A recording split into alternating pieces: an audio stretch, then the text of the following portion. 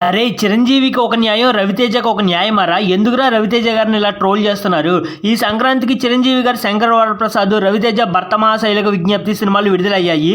2 సినిమాల్లో చాలా పోలికలు ఉన్నాయన్నమాట. 2 సినిమాల్లోని కథలు ఇంచుమించు మనకు తెలిసిన కథలే. 'శంకర వరప్రసాద్' సినిమా కథ కోసం చిరంజీవి గారు నటించిన పాత సినిమాలు ఉంటాయి కదా, 3-4 పాత సినిమాల రెఫరెన్స్లు తీసుకున్నారు. రవితేజ సినిమా కథ ఏంటంటే ఇద్దరు ఆడవాళ్ళ మధ్యలో నలిగిపోయే ఒక మగాడి కథ. 90ల్లో చాలా సినిమాలు వచ్చాయన్నమాట ఇదే కథతో. అలాగే 2 సినిమాల్లో పాత పాటలను బాగా వాడారు. 2 సినిమాల్లో కన్నడ భాషను వాడారు. 2 సినిమాల్లో మంచి కామెడీ ఉంది. 'శంకర వరప్రసాద్' కంటే 'భర్త మహాశైలు'లోనే ఎక్కువ కామెడీ ఉందన్నమాట. ఇంకా చెప్పాలంటే 'భర్త మహాశైలు' కంటే 'శంకర వరప్రసాద్' గారి సినిమా సెకండ్ హాఫ్ బాగా ల్యాగ్ అయింది. ఆ ల్యాగ్ని కవర్ చేయడానికి వెంకీ మామ క్యామియోని పెట్టారనమాట. కానీ రవితేజ సినిమాకి కావాలని నెగిటివ్ చేస్తున్నారు. పని కట్టుకుని నెగిటివ్ రివ్యూస్ ఇస్తున్నారనమాట. ఎందుకంటే రవితేజ ఇండస్ట్రీని శాసించే స్థాయిలో లేడు కదా, పిఆర్ టీమ్ని పెట్టుకోలేదు కదా. రవితేజ అంటే లోకో అయిపోయాడు అనమాట.